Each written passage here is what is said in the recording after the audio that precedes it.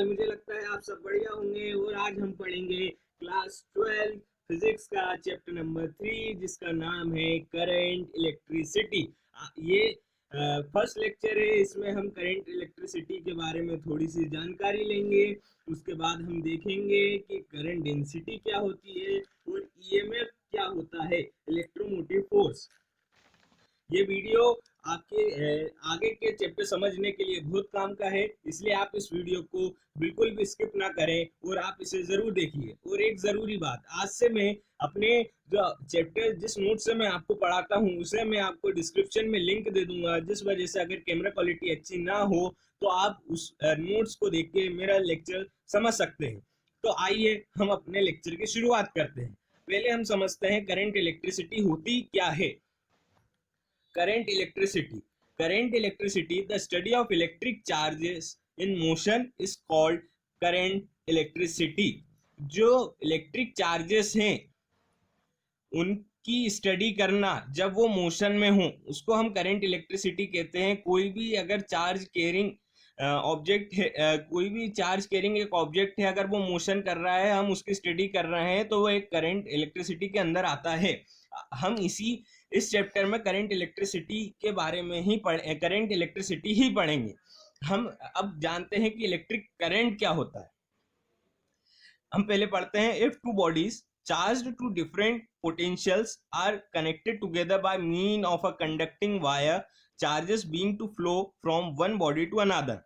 जब कोई दो अलग अलग बॉडीज जो चार्ज हों डिफरेंट पोटेंशियल पे, आपने पिछले चैप्टर में ही पढ़ा होगा कि पोटेंशियल क्या होता है। जब दो चार्ज बॉडी अलग अलग पोटेंशियल पे चार्ज हों और उन्हें हम किसी वायर के थ्रू या किसी कंडक्टिंग मीन के थ्रू कनेक्ट करते हैं, तो उसके अंदर चार्जेस जो प्रेजेंट रहते हैं वो फ्लो करने लगते हैं। और वो फ्लो करने लगते हैं एक बॉडी से दूसरी बॉडी तक। और वो चार्जेस जब तक फ्लो करते हैं जब तक उन दोनों का पोटेंशियल इक्वल ना हो जाए। उन दोनों मतलब जो दो बॉडी है, एक का पोटेंशियल ज्यादा था, एक का पोटेंशियल कम था, जब उनको हमने किसी कंडक्टिंग वायर या किसी कंडक्टिंग मटेरियल के थ्रू कनेक्ट किया तो उनमें चार्ज फ्लो होना चालू हो गया। और वो चार्ज फ्लो कब तक होगा? वो फ्लो जब तक होगा जब तक दोनों का पोटेंशियल इक्वल नहीं आ जाए। मतलब वी लेट जो पहले बॉडी का जो पोटेंशियल है उसको V1 मान लेते हैं, दूसरे का पोटेंशियल V2 मान लेते हैं। तो जब तक V1 इक्वल्स टू V2 नहीं हो जाएगा जब तक ये चार्ज फ्लो करेगा। आ गई होगी आपको बात समझ। और the flow of electric charge through a conductor constitute an electric current. और जो कंडक्टर है, ये जो हमने वायर से कनेक्ट किया है दोनों बॉडीज को, ये पूरा एक जो सर्किट है जिसमें वायर से हमने कनेक्ट किया है दो बॉडीज को, उसमें जो चार्जेस का फ्लो है जिससे वो कंडक्टर बना है, उनके अंदर जो चार्जेस हैं उसका जो फ्लो है उसी को हम इलेक्ट्रिक करंट बोलते हैं। ठीक, the flow of charges through conductor is defined as, जो चार्ज का फ्लो है कंडक्टर के अंदर वो कैसे डिफाइन होता है, हम उसको बोलते क्या है, उसको हम एग्जाम में लिखेंगे कि एग्जाम में पूछा जाएगा कि इलेक्ट्रिक करंट है, तो हम बोलेंगे क्या कि इलेक्ट्रिक करंट को डिफाइन कैसे करेंगे। तो वो डिफाइन कैसे होता है, the amount of charge flowing across the area per unit time. जो अमाउंट है चार्ज का, कितना चार्ज फ्लो कर रहा है एक यूनिट एरिया में एक यूनिट टाइम के अंदर। जैसे कोई कंडक्टर है उसमें जो चार्ज फ्लो कर रहा है, मान लीजिए Q चार्ज फ्लो कर रहा है, तो एक एरिया के अंदर उसमें एक यूनिट टाइम में Q चार्ज कितने में फ्लो कर रहा है उसे हम करंट बोलते हैं। अब हम मान लेते हैं कि जो चार्ज Q है वो एक एरिया से पास हो रहा है जो कि टाइम t में फ्लो करना चालू करता है और t प्लस डेल्टा t तक फ्लो करता है। तो करंट क्या होगा? करंट को हम I से दर्शाते हैं, हम करंट को I से दर्शाते हैं, I से ही दर्शाएंगे। तो अब जब हमने माना था कि चार्ज Q फ्लो कर रहा है किसी एरिया से टाइम t से t प्लस t तक, मतलब t से फ्लो करना स्टार्ट हो रहा है और t प्लस डेल्टा t तक फ्लो कर रहा है, तो हम करंट कैसे निकालेंगे टाइम टी के अंदर, तो वो होगा I is equals to t delta t tends to zero delta q by delta t, आसान भाषा में d q by d t. मतलब जो चार्ज है वो जब हम टाइम से डिवाइड करेंगे तो आई निकल आएगा।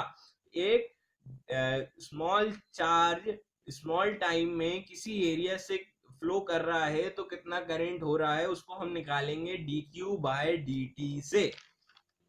ठीक है, इतनी बात आपको समझ में आ गई होगी। अब उसके आगे हम देखते हैं, जब करंट स्टडी हो मतलब जो rate of flow of charge हो वो चेंज ना हो, मतलब करंट की स्पीड कांस्टेंट हो, वो वेरिएबल ना हो, तो क्या होगा I is equals to q by t. मतलब normally d q by d t आपको इंटीग्रेशन या डिफरेंशिएशन की जरूरत नहीं है, आप I is equals to q by t normally हो जाएगा। इसलिए electric current is equals to electric charge by time जब करंट स्टडी हो। अब इसकी हम एसआई यूनिट जानते हैं, एसआई यूनिट इसकी होगी एम्पियर। एम्पियर कैसे, वैसे तो आप बोलोगे कि कूलम पर सेकंड होनी चाहिए I is equals to q by t, पर हम उसको एम्पियर लिखते हैं। 1 ampere is equals to 1 coulomb per second होता है, या 1 कूलम सेकंड इनवर्स बोल सकते हैं हम उसको। अब बहुत से बच्चों के मन में ये सवाल आता है कि इलेक्ट्रिक करंट जो है वो वेक्टर क्वांटिटी है स्केलर क्वांटिटी है, क्यों? क्योंकि जो इसका एडिशन है इलेक्ट्रिक करंट का जब हम करते हैं तो वो नॉर्मली होता है, जो वेक्टर की कैरेक्टरिस्टिक्स हैं उसके हिसाब से नहीं होता है, पर उसके जो वेक्टर में डायरेक्शन होती है वो डायरेक्शन है इसमें इलेक्ट्रिक करंट में, तो हम इसको कौन सी क्वांटिटी बोलेंगे? हम इसको स्केलर क्वांटिटी बोलेंगे, क्योंकि ये नॉर्मल एडिशन होता है। पर अगर हम आप आगे जाएंगे कॉलेज में पढ़ेंगे तो आपको जानने को मिलेगा कि ये एक टेंसर क्वांटिटी है, ये एक थर्ड क्वांटिटी होती है, इसको आप आगे कॉलेज में जाके पढ़ेंगे। ये बस आपको इतना याद रखना है कि अगर एमसीक्यू ऑब्जेक्टिव क्वेश्चंस में अगर पूछा जाए कि ये कौन सी क्वांटिटी है और ऑप्शन में टेंसर हो तो आपको टेंसर टिक करना है। मैं जेई के हिसाब से भी बता देता हूँ, क्योंकि कई बार ऐसा होता है कि ऑप्शन में टेंसर होता है और बच्चे स्केलर टिक कर आते हैं तो उनका गलत हो जाता है, इसलिए उन्हें टेंसर पे टिक करके आना। अगर टेंसर दिया और टेंसर नहीं दिया हो तो स्केलर टिक करके आना, फिर उसमें कोई संदेह की बात ही नहीं। अब आगे देखते हैं, the direction of current is always from positive to negative of battery. मतलब आपको इतना तो शुरू से पता, आपने 10th क्लास में भी पढ़ा होगा कि जो बैटरी है हम उसका साइन है प्लस और ये नेगेटिव आपको दिख ही रहा होगा कैमरे में। तो उसमें हम जो करंट है वो हमेशा पॉजिटिव टर्मिनल से नेगेटिव टर्मिनल तक ही फ्लो करता है, और जो इलेक्ट्रॉन्स का फ्लो की जिसकी वजह से करंट का फ्लो हो रहा है वो हमेशा अपोजिट होता है इलेक्ट्रिक करंट के। मतलब पॉजिटिव टू नेगेटिव फ्लो कर रहा है करंट, पर नेगेटिव से पॉजिटिव इलेक्ट्रिक करंट फ्लो वो इलेक्ट्रिक करंट फ्लो नहीं कर रहा, पर इलेक्ट्रॉन फ्लो कर रहे हैं नेगेटिव टू पॉजिटिव। पर इलेक्ट्रिक जो करंट है वो हमेशा पॉजिटिव टू नेगेटिव फ्लो करता है। कुल मिला के आप कंफ्यूज होने की आपको जरूरत नहीं है। आप कोई भी जब सर्किट देखते हैं, जब आप कोई भी सर्किट देखते हैं, मैं उसको अच्छे से बना के आपको बताता हूँ। अब आपको बताता हूँ कि ये सेल है, ये सर्किट बनाया आपने, थोड़ा सा गड़बड़ बना है।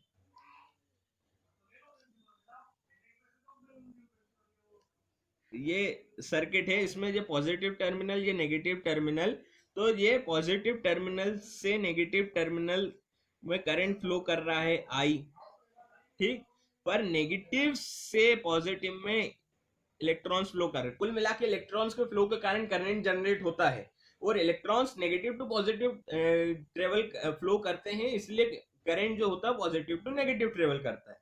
अब हम देखते हैं डिफरेंट फॉर्म ऑफ करंट। मतलब जो हमने अभी ऊपर फॉर्मूला में निकाला I is equals to q by t, उसको हम कैसे डिफरेंट फॉर्म में यूज कर सकते हैं। कई न्यूमेरिकल्स आए, कई न्यूमेरिकल्स में घुमा के क्वेश्चन पूछा जाए तो हम उसको कैसे चेंज करके यूज कर सकते हैं। अब देखते हैं I is equals to q by t है। अब जब n इलेक्ट्रॉन्स की बात कर रहे हैं, हो सकता है कि क्वेश्चन में दिया हो कि नंबर ऑफ इलेक्ट्रॉन्स इतने हैं, तो आपको पता है कि जो Q है Q इज इक्वल्स टू होता है Ne, number of electrons into electrons पे जो चार्ज है, इलेक्ट्रॉन्स पे जो चार्ज है। तो आप उसको Q की जगह I is equals to n e by t कर सकते हैं। ये तो कॉमन सी बात है, आपको समझ में आ ही जानी चाहिए।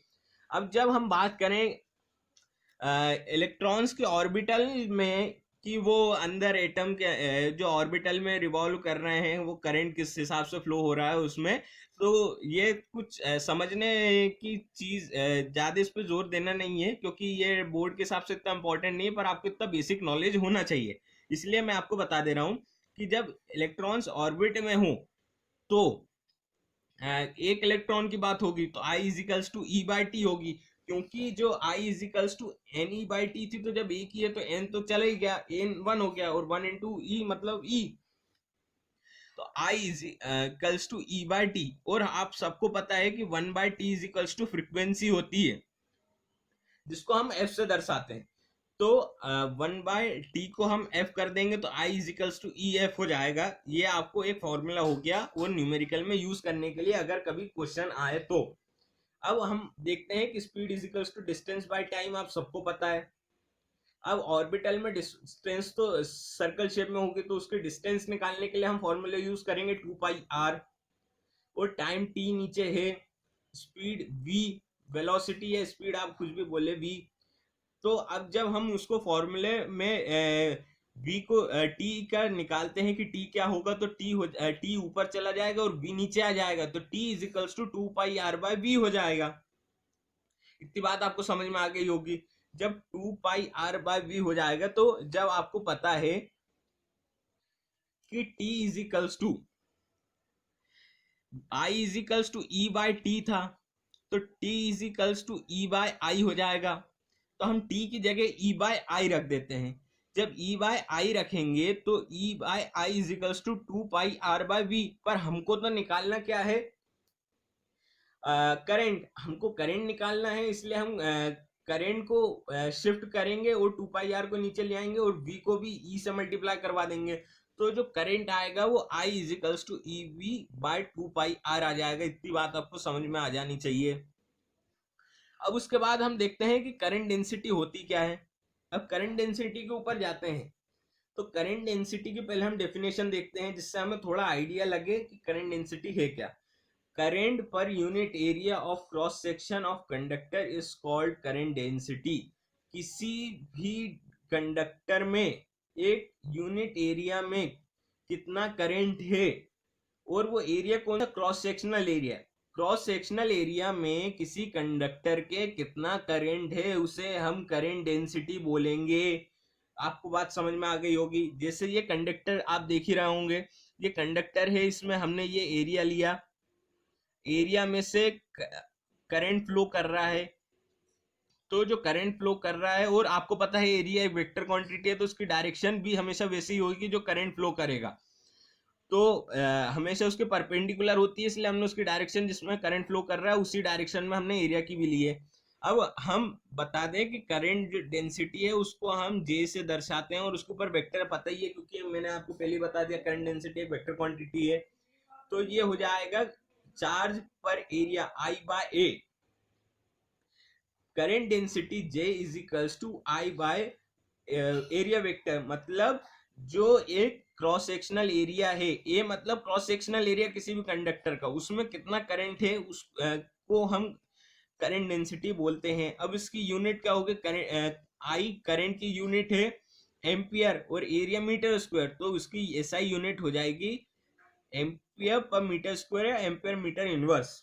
और उसको ये वेक्टर क्वांटिटी आपको पता ही है, और इसकी डायरेक्शन हमेशा वही होगी जो करंट की डायरेक्शन, मतलब करंट जिस डायरेक्शन में फ्लो करेगा उसी, जैसे इस डायरेक्शन में आई फ्लो कर रहा है तो इसी डायरेक्शन में करंट डेंसिटी भी होगी। अब हम इसके स्पेशल केस की बात करते हैं कि इसका एक स्पेशल केस है, वो क्या है। तो उसका जो स्पेशल केस है, अब इसमें तो हमने सीधा एरिया काटा था, मतलब जो कंडक्टर था उसको हमने बीच में से सीधा काट दिया, मतलब वो प्लेन सीधा हो गया। पर हम जब स्पेशल केस की बात करते हैं तो उसमें हम इंक्लाइंड काटते हैं, मतलब क्रॉस सेक्शनल एरिया इंक्लाइंड हो गया, इसलिए इंक्लाइंड है। यहाँ तो डायरेक्ट सीधा था कि परपेंडिकुलर है एरिया से, उसी डायरेक्शन में करंट है, उसी डायरेक्शन में एरिया है, उसी डायरेक्शन में करंट डेंसिटी है। पर यहाँ तो इंक्लाइंड एरिया कटा, हमेशा सीधा एरिया तो कटेगा नहीं, अब जब इंक्लाइंड एरिया कटा है तो यहाँ रूल आ जाएगा साइन थीटा कॉस थीटा। आप जब आपने पिछले साल वेक्टर्स पढ़े होंगे तो वेक्टर्स में पढ़ा होगा कि कैसे दो कंपोनेंट्स में टूट जाता है ये sine theta cos theta vectors में। तो उसमें जब हम देखते हैं, अब ये इंक्लाइन कटा आप डायग्राम में देख रहे होंगे तो एरिया उसके परपेंडिकुलर आएगा। अब जब एरिया परपेंडिकुलर आएगा तो हम उसको देखते हैं कि वो 90 डिग्री है, और वो जब एरिया दो पार्ट में बटा तो हो गया ए साइन थीटा और ए कॉस थीटा। अब जो करंट डेंसिटी उसको तो ए कॉस थीटा की वजह से है, क्योंकि ये तो करंट के डायरेक्शन में है ही नहीं। जो ए साइन थीटा है वो करंट के डायरेक्शन, उसका जो ए वेक्टर में जो हमने तोड़ा था तो ये जो साइन थीटा उसका जो कंपोनेंट आया था वो आई से परपेंडिकुलर है, इसलिए वो तो जीरो हो जाएगा, पर ए कॉस थीटा की वैल्यू तो होगी।